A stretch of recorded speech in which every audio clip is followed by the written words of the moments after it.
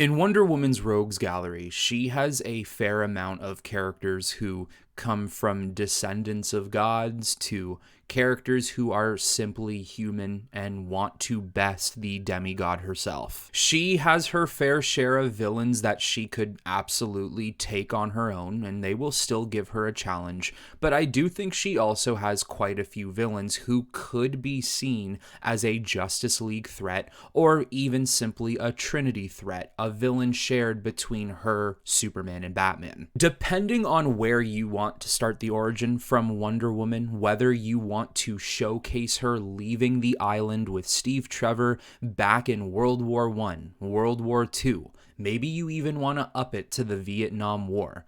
Perhaps you want to already start her in Man's World and her journey to America has already been completed. I think Wonder Woman's origin story is very flexible on where you want it to begin, and there is a lot you can do with it. But for this particular idea I am going to start her back on Themyscira. So as it pertains for the story I'm going to give you, it does not really matter where it begins. Maybe modern day would be a little bit better, but let's get into it. So Wonder Woman's very first ideal villain that she would start with, in my opinion, is Giganta. I am particularly going to go with the Giganta back in the Golden Age who was from Earth 2. And this is a Giganta who actually was an Amazonian as well. Back then, they weren't really friends. They were actually competing for the title of Wonder Woman of the Amazons.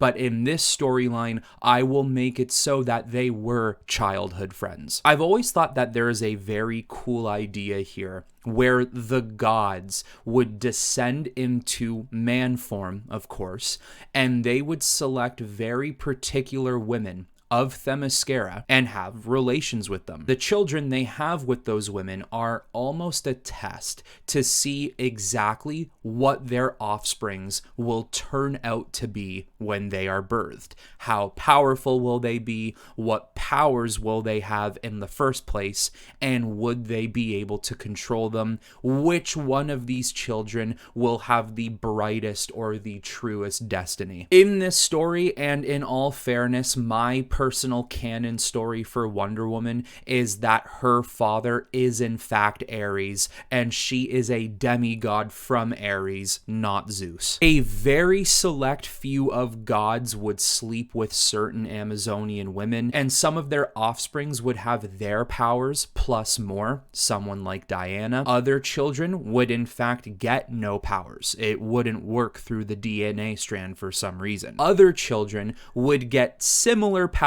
but not exactly the same, and this is where Giganta would come into the picture. The powers she earns from her godly father is shape-shifting in a way, but it's only size alteration. She cannot turn into any other form of animal or being. However, in her size alteration, she is very, very powerful. I would have it where Diana and Giganta, in which her real name is Doris, but you could of course play around with that name to make it feel a little more Amazonian. They're basically childhood friends. They've grown up together because their mothers are very close. Yes, whereas Hippolyta, the mother of Wonder Woman, is the queen of the Amazons, you could do something where maybe these other very select women who also had relations with the gods are part of a council member chamber that leads the rest of Themyscira with Hippolyta. As they grow up very close friends with one another, that of course means they spent a lot of time together. They've trained together.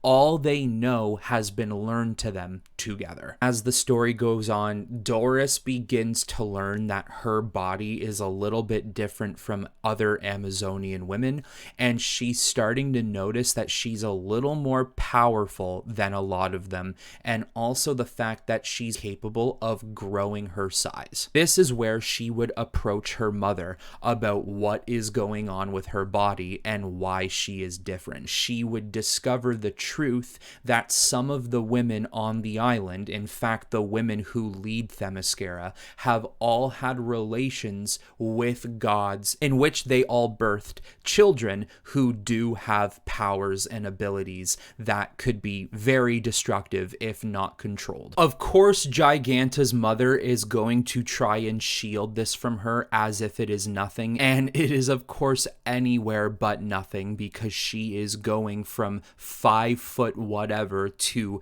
10 feet within seconds. Giganta will of course try her best not to showcase these powers in front of anyone, especially Diana, because she doesn't want anyone thinking differently of her. She will figure out that she's coming of age where her powers are coming into fruition, and there is not necessarily any control anymore. There's no hiding her powers, that is. She's now come to the point where she needs to learn how to utilize them. That's not all. It's not simply just keeping secrets from your children. Oh, you're super powered. She's going to find out some darker truths. If the gods were willing to come down to have relations with these women to basically treat them as test subjects to see who they could birth, there were other sneaky things going on behind the scenes, possibly thousands or even hundreds of years ago. There could be a multitude of very dark secrets that Themyscira holds that now Giganta no longer trusts her mother, doesn't trust Queen Hippolyta, and fears the safety for Diana and everyone else on the island. In the chaos of finding the truth of who and what she is, who her father is, and all the other dark secrets of Themyscira, she will flee the island to never return, which of course would mean she would flee to man's world. This essentially means that Hippolyta, Giganta's mother, and everyone else on the council chambers of the Amazonians would have to lie to everyone on where Giganta has gone, and they would more than likely try to cover it up as some sort of secret. She died mysteriously. Her body has turned to ash. Something very bad has happened to her.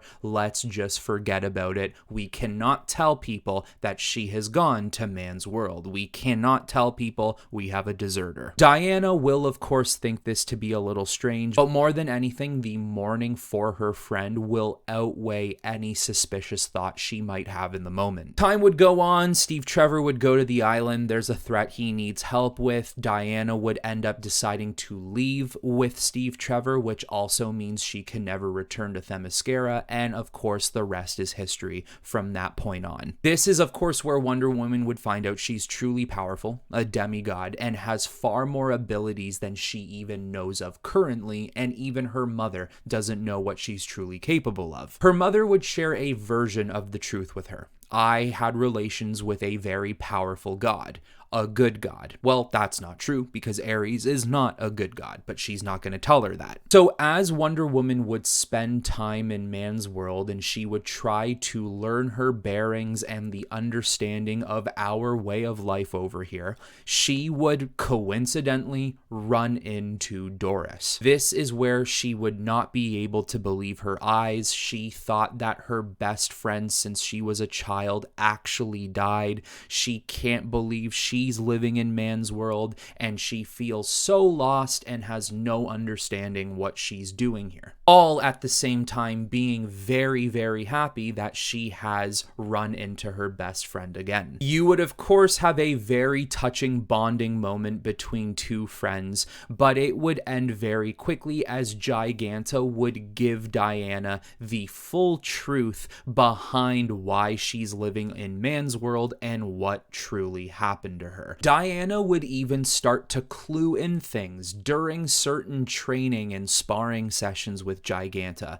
She would notice her strength was a little more powerful than other people. She would even clue into the subtlety of one day hanging out with her friend. She was 5'2", but then the next day she would see her and realize, you look a couple inches taller. And then Giganta would also lay out some other dark secrets behind the birthing of these children, and maybe even more dark secrets that were not given to Giganta, but she knows is there and has to figure out the truth. Another thing we have to realize about Giganta in modern day comics today is that she is also very intelligent. She is a scientist. Her plot, her goal is to create some sort of scientific device that will allow her to return to Themyscira, even though once you leave the island, you are never allowed permission to technically come back. She will create some sort of technology that she will be able to rip through the invisible void to get back into the Amazonian island. And essentially, she wants Diana's help to go back to the island to get some answers, to get the truth.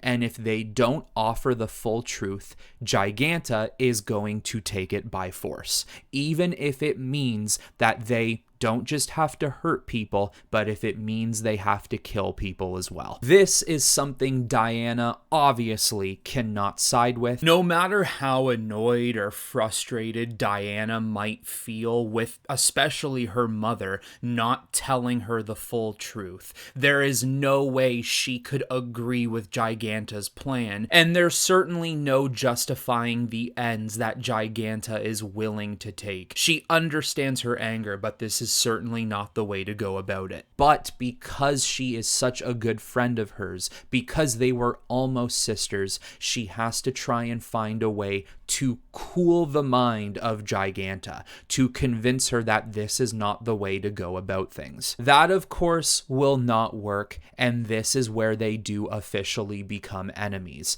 And this is Wonder Woman's very first arch nemesis. Wonder Woman at one point would think to herself, you know, she's strong enough to probably go punch for punch with me. How big can she really get though? Maybe 8-9 feet tall. And it's not until Diana sees that she can literally go to the size of like Godzilla and realizes, oh, this is not going to be an easy fight. And she is an Amazonian who has been trained in combat just as good as I am. I think this could get to the point where Giganta actually completes her technology. It is a 100% certainty that if she were to use it, she would be able to go back to Themyscira. In defeating Giganta, she'll never be able to use it. Wonder Woman takes the technology for herself, ever wondering that maybe one day she will defy the law of Themyscira, or even have to be forced to